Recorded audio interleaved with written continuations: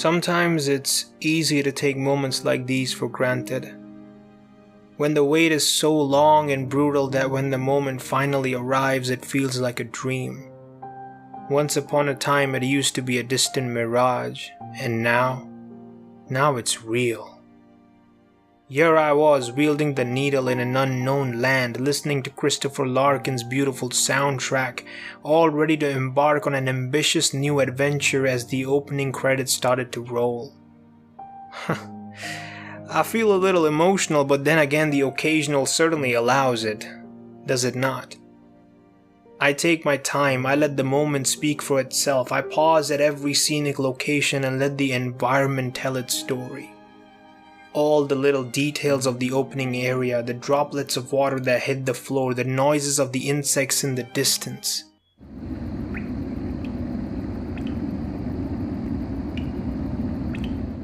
Then to find my share of comfort in these decaying lands. Those moments of serenity and reflection that I still search for. It's been so long, yet every bench still feels like home to me. But hey, that peace doesn't last a minute as I'm confronted by the Moss Mother. She's angry, rightfully so. I have invaded her territory. But in order for me to continue, she has to go. Well, this one was easy. The others that come after her won't be. To savor the journey, to enjoy it, it's not something I need to emphasize. I believe that's understood. For this isn't some random game. This is something special. It's funny, for a game that has the word hollow in its title, the actual experience is the complete opposite of that. As someone who loved the first adventure, I immediately started to notice the similarities and, more importantly, the differences. Metaphorically speaking, I consider the 2017 classic to be like a caterpillar, methodical, intricate, detailed, yet slower paced.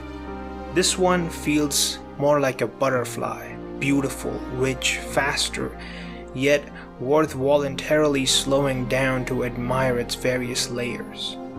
Hollow Knight started from the top and made you descend into the deepest depths. It forced you to stare into the abyss in search of the answers. Silksong starts from the bone bottom, and all you can do is climb. The answers you seek are at the summit. And the road there?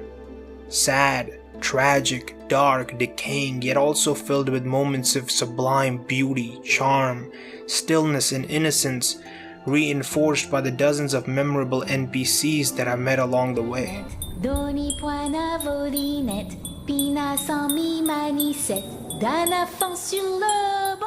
Moss Grotto, the starting point, forced me to stop and stare at its overgrown grassy landscape, dipped in a vibrant green. Greymoor's depressing and isolated, halfway home here with its light stands out ominously among the grey. Deep docks highlight the flame of ambition surrounding an industrial setting. Shellwood feels mystical, like it's hiding something behind its dense forest atmosphere. I can go on, and perhaps I will in a future separate essay. One thing I've always loved is how the visuals, the enemies, the sound design, the NPCs, and the gameplay all works in tandem for each specific location. They work so well to tell a cohesive tale about the place. Each singular element that makes up that experience fits and collaborates with each other like silk threads forming a single fabric, connected together and providing strength to each other. That's honestly the perfect description I can come up with to describe Silksong's overall world design.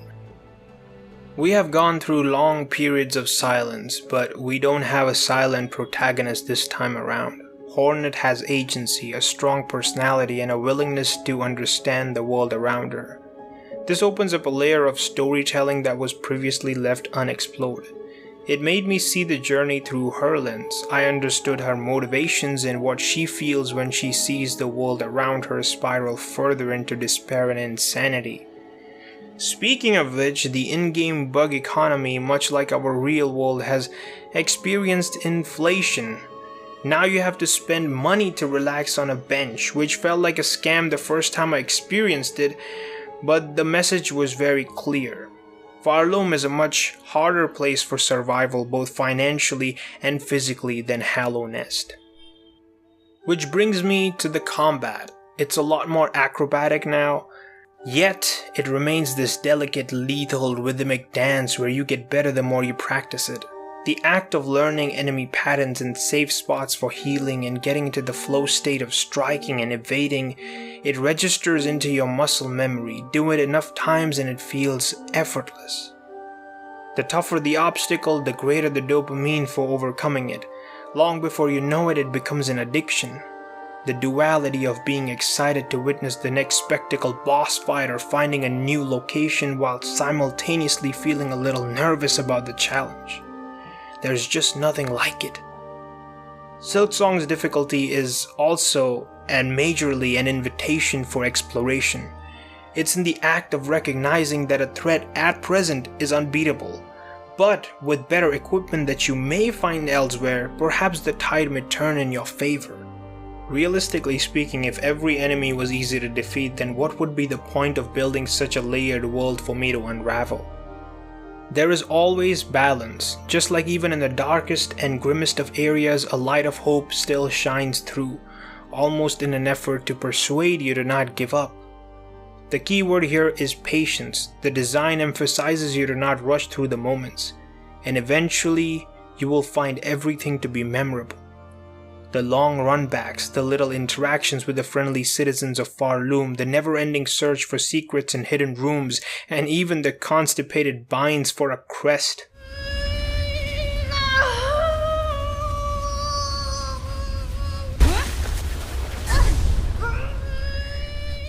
It all adds up to become an unforgettable experience.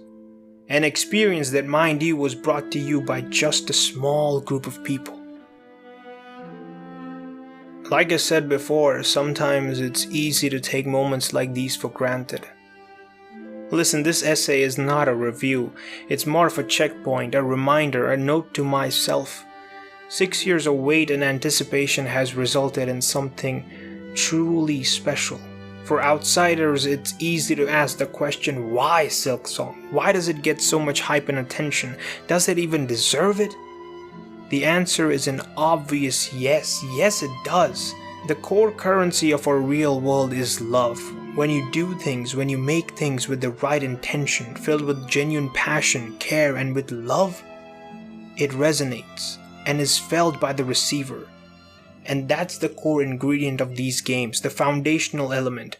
Silksong, just like its predecessor, is a giant labor of love.